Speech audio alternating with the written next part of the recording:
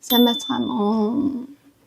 За би өнөөдөр unboxing бичлэг хийх гэж байна. Бол 9 сарын 25-ны өдөр шинэ завхрууд сарын 9-ний өдөр танилцуулагдаад 12-ны өдөр урьдчилсан захиалга явагдаад 19-ний өдрөөс эхлээд үргэлжлэнд буюу одоо бүтээгдэхүүний гар дээр авах боломжтой болсон.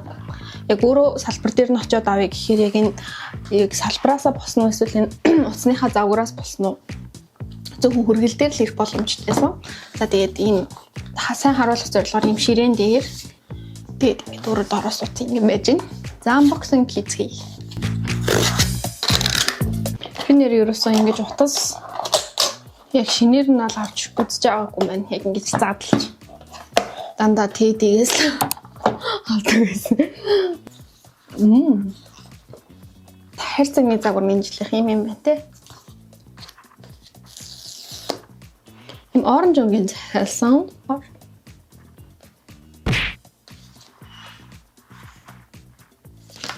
17 Pro загвар.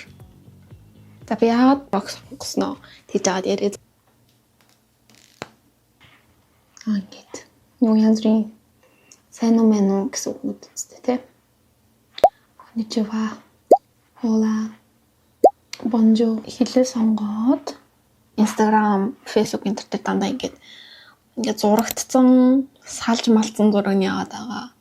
Тэгээд тийм хэсгийг л одоо би мэдэхгүй байна. Та нарт ингэж би ингэж үзүүлж чадахгүй. Энэ сим ордог үстэй.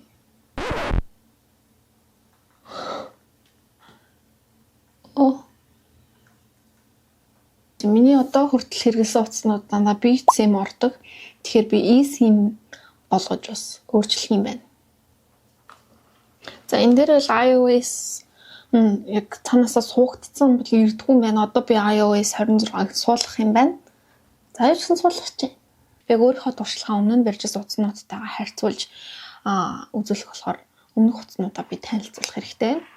За миний яг одоо барьж байгаа утас бол iPhone 14 Pro Max.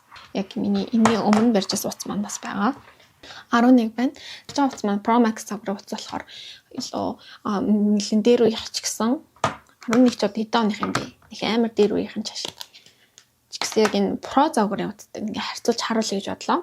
16 Pro Max, 16 Pro ч юм уу, яг 16 төрлийн утас барьж байсан бол арай харьцуулахад илүү уулын дээрэнтэй. 11 Pro загварын утастай харьцуулахад бол арай жоохон өндөр өөргөн юм байна. 11 нь арай жоохон хүнд юм уу? iOS 26-гийн хувьд бол би ерөөсөө энэ шинжилэлтийг хэрэглэж үзээгүй. 11, 13 одоо марч болоод байгаагийн гол нууц нь бол би ерөөсөө апдейт хийдэггүй учраас гацдаггүй. 17 Pro-гийн апдейттэй хамт танилцж байгаа болохоор надад илүү сонирхолтой байна. Зөмлөх чадварыг нь бол би маргааш өдөр та бүхэнд харуулъя гэж бодлоо.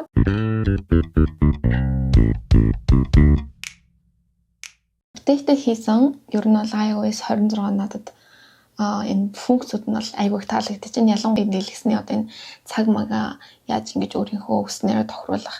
За нэр нэмэд энэ класси загвар нь бол надад маш их таалагдчих байгаа. Дууных нь товчлуур дээр дарангуй яг наанаас ингэж тоож гарч ирж байгаа гэдэг чинь юм жижиг деталууд надад амар хөөрхөн санагдлаа. Дээр нэмээд зураг бичлэг ингэж аваад тэгээд шууд ингэ хөндлөнгөөр бичиж байгаа гэдэг ааштай тэр нь бас надад амар гоё санагдаж байгаа. Энэ илүү тийм нэг гоё нэг тийм гоё дурантай юм шигтэй илүү өөр линз хийсэн юм шиг одоо камераар бол нэг өөр dual capture гэж байгаа штэ энэ нас айгуу сонирхолтой янз бүрийн бичлэг хийхэд ямар нэг юм одоо юу гэдэг гадуур явжлаа гоё барилга таарлаа гоё таньдаг шиг гоё олонний танил хүнтэй таарлаа гэж бодоход ингэ бичиж байгаа нөгөө хүнийч бичээд өөрөөр реакшн ч гэж яана Steam Weaver явж байгаа юм гэж болохоор юм шиг санагдаад байгаа. Тэгээд цэнэглэж хахад бас одоо 80% болтол хэдэн минутын турш цэнэглээд 80% төрнө гэсэн тийм дээд шууд энэ дээр гарч ирдэг болсон байлээ. Тэр нас айгуу гоё санагдсан. За тэгээд энэ action button гэж санаадах юм.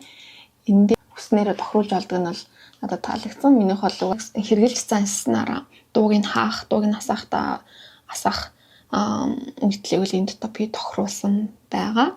Тэгээд миний бас анзаараад надад таалагдсан юм гэвэл уцаар ярьж байхдаа одоо жишээлбэл би гадаадд байгаа заримдаа Япон амар хүндэтгэлийн хэлбэрийг ойлгохгүй тохиолдол гарна штэ тэ. Тиймэрхүү үед уцаар ярьж байхдаа шууд орчуул транслейт хийдэг болсон тийм функц нэмэгдсэн байсан гэж би харсан. Тэр нь бол надад айгүй гоё санагдсан. Шинэ бүтээгдэхүүн авч байгаа учраас Apple Music, Apple TV би өөрөөс ашиглаж үзэж байгаагүй энэ тоглоомын аппликейшн юм шиг байна. Apple Arcade гэдэг энэ 3 сарын ирэх бэлгэлсэн шинэ бүтээгдэхүүн авах болгонд Apple-аас бол угаасаа дагалдаж ирдэг.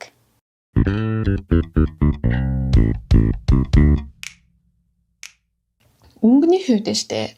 Яг үннийг хэлэхэд энэ жилийн шинэ iPhone Pro загварын утаснуудын өнгөний сонголт надад амар 3 өнгөний сонголт байгаа штэ. Тэгээ аль нь яг үнэндээ миний яг сонирхолтой нийцэг өгөх юм аль нь ч надад гоё санагдаагүй.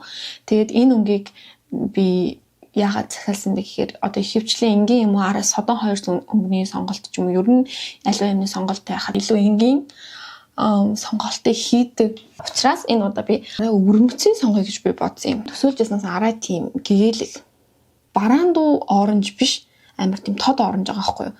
Тэгэнгүүт нэг талаараа гадуур хуцлалтч гэдэг юм уу тийм юмтай зогсох тал дээр надад жоохон тиймхэн. Тэг яг үнэндээ гоё харагдаж гинүү гэхээр яг ингээ боддоор харангууд бас нэг гоё бол санагдахгүй л байгаа юм л да. Ногоон ч юм уу эсвэл тийм гоё хүрэн ч юм уу байсан бол гоё юм уу. Энэ хараа л тийм жоохон хитрхи өнгөлөг юм шиг надад жоохон санагдаад байгаа. Өөрөөхөө барьжсэн iPhone 13 Pro Max-тайгаа камерын гэж харьцуулсан 0.5-аар яаж авч ийн аль нь илүү хол татаж хол юмыг илүү тод харуулж ийн гэдгийг жоохон тестэрлэж үзсэн. Тэгээд яг ингэж хоёулангийн зэрэг барьж аваад ингэж хөдөлгөөн дээр бичлэг хийж үзсэн. Яасан ч ер нь бол Pro Max-ыг дахиж хязгааж авахгүй гэж би бодсон байхгүй. Яагаад гэх юм бол одоо энэ утсыг би нэг 2-3 жил барьж байна. Хитрхи том утастай болохоор би энэ талын одоо keyboard-ны A үсгэнд би яасан ч хүрч чадахгүй. За keyboard-а хажуу тийш нь болгоод ингэсэн ч би хүрч чаддгүй байхгүй. Тэгэхээр яг ингэ завгүй энэ гараараа юм барьсан үед ингэ чад бичгээд амар хүндрэлтэй. Тэр нэмээд им том тэгээ миний гарт багтахгүй юм болохоор миний гарнаас ч юм том болохоор би нэг маш олон удаан унгааж исэн. Анх би Японд ирээд энийг гарнаасаа алдаад арийнхын хэсгийг тэр чигээр нь хагалаад тэгээд утас засварлаа очсон чинь Японд ерөөсөн одоо манай Монголд эдитэд интернет байдаг засварчин шиг засварчин би яг тэр үед олж чадаагүй дандаа юм албан ёсны газраар нь газрууд байт юм билээ засна гэдэг маш хүнтэй байсан. Арийнх нь тагналхэд 4-7 мангийн хоорондоос нь тэр бол надад үнэхээр үнэтэй санагдсан. Тэгээ байж адил байх гэж алдаад уртлынх нь шилийг бас хагалсан. Тэгээд арийнх нь тийм үнэтэйс юм чи уртлынх нь мэдээж амар үнэтэй байхаас баг. Тэгээд би Монгол яваад засуусан байгаа.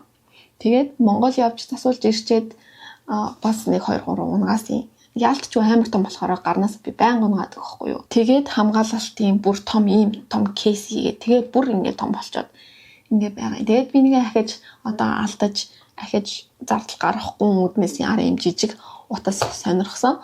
Өнгөний хувьд гэх юм ер нь хэрэглээний хувьд надад заавал iPhone 17 Pro гэхгүйгээр 15 байсан ч 16 байсан ч асуудалгүй байсан. Гэтэ яг нөгөө төлөх нөхцөлийн хувьд гэх юм нэг ялгаагүй байсан учраас бол аваад үзье гэж л бодсон юм.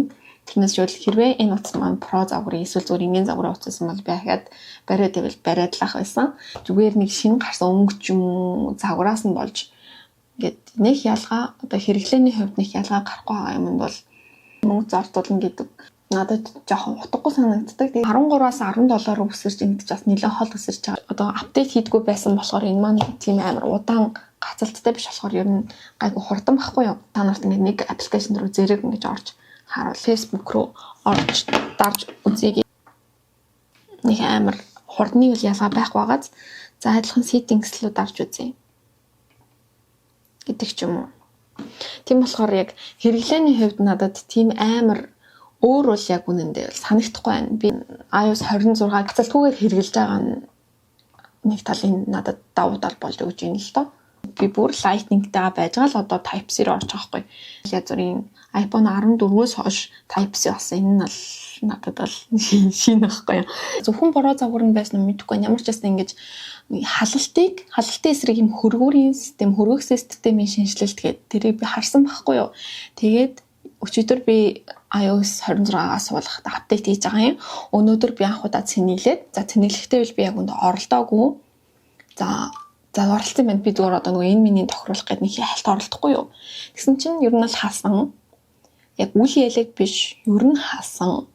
Надад би бүр эсвэл огт халахгүй байх гэж төсөөлсөн болооч тэр тал дээр бол тийм амар супер санагдаагүй халж илээ. Дол аппликейшнийг дээр ачааллуулахаар бас илүү халах юм шиг байлээ. Нэг амар тэгж хөргүүрийг бол би амар супер болсон гэж би тэр нөгөө нээлтийн үзээд тэгж ботсон байхгүй. Гэтэл миний хүлээлтэнд бол нөгөө хүйтэн байдал нь бол ерөөсө хүрээгүй. Амар ер нь нэлээд халахаар шинжтэй л байсан. Ингээ харангууд бас тийм ч амар зузаан биш. Барихад мэдрэмжийн хувьд бол амар тийм гулгаж унах гадж байгаа юм шиг. Ер нь iPhone кейсгүй барихад амар эвгүй байдаг штэ. Тийм санагдлаа. Тэгээд би өнөөдөр хальт дэлгүүр гараад тэгсэн чинь iPhone-ийн юм кейсүүд байна. Apple-аас шууд кейстэй хамт захиалаа гэхээр ер нь бол яг зөвхөн силикон кейсний хувьд надад үнэтэй санагдаад захиалаагүй нэг ман орчин байсан. Зүгээр кейсэнд зарцуулна гэхэд бол надад жоохон үнэтэй санагдсан. Зүгээр юм өнгөгүй кейс авсан. Тэгээд ийм наалттай. За энэ шилэн наалт нэг 2000 йен орчим. Болгоо юм хажуу талаас хүнд харагддаггүй. Метро дотор явж байхад хажуунаас хүн гоцлох харахгүй. Гэтэ би уул нь уцыг маш хямхтай барьдаг байхгүй юу? Би ер нь нэг уцыг дэвдрэл гэмтэлгүй нэг 2-3 жил бол асуудалгүй барьдیں۔ Том уц бол би бас ахиж хийжч барихгүй байна. Зэрэг тоос авил ингэж авах юм байна. За кейс нь болохоор нэг син 400 йен. Нийлээд минийх нэг 3 син 400 орчим бас. Уучлаарай энэ бүрхийн камер дээр таарахгүй мó зөрүү тах юм. Үгүй.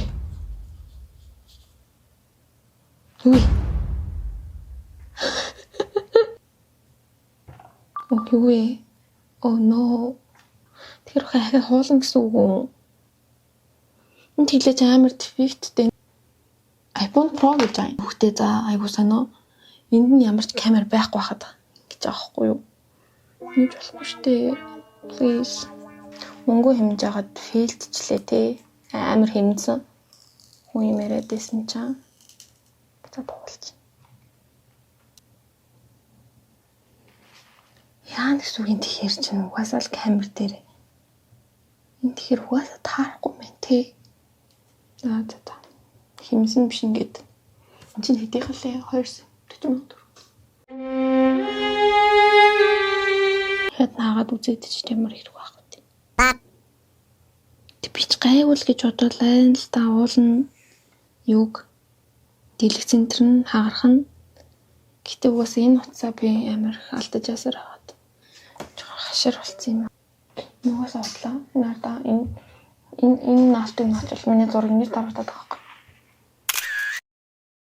За энэ нь гайгүй дараад байгаа юм шүү дээ. Гэсээ хийсэн чинь нэг юм байна.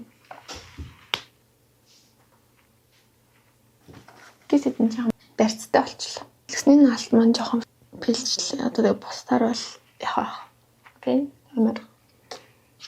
Өнгөн тэтэд нэг жоохон бараан оронд ч юм уу. Эсвэл гэтээ нөгөө хоёр нас Ондоо iPhone хэрэглэгчтэй амар өндөр технологиг мэдлэггүй тийм хүний үднээс хийсэн нэг юм ревю болж өндөрлөө гэж би бол дүгнэж байна. Яг л юм бодит дүгнэлтээ хийлье гэж бодлоо ерөөсөө тэгж таалагдаагүй байхад нь таалагдсан ч юм уу эсвэл таалагдахгүй байхад нь адилхан тийм таалагдаад хаад нэг таалагдсангүй гэж мялах гэдэг ч юм хийсэнгүй яг л надад яг ямар мэдрэмж төрсөйг тэр чигээр нь л би байж гал тэр нь дараад маш удаан жил барих болтугай. Тэр ингийн одоо барьж байгаа утсаа маш ямахтай, маш удаан барьсаа гэж ерөөй. Барьтай. Утас 11-ийн арталтай харьцуулахад 11-ийнх нь яагаад ч хамаагүй тийм чанартай юм. Энэ юм сонио энэ яг ялангуяа энэ хэсгийнх нь юу миний бодчихсноос нь материал нэг сайн хаалтсан ба шүү дээ.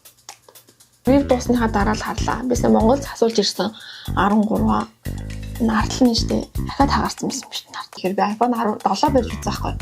7 кийн угаасаа яг тэр материал буцаж ирж байгаа юм. Яг нэрэн яг 7 барьж байгаа юм чи надад санагдчих юм. Гадна материал нь хөрхэд мэдрэгдэж байгаа мэдрэмж нь.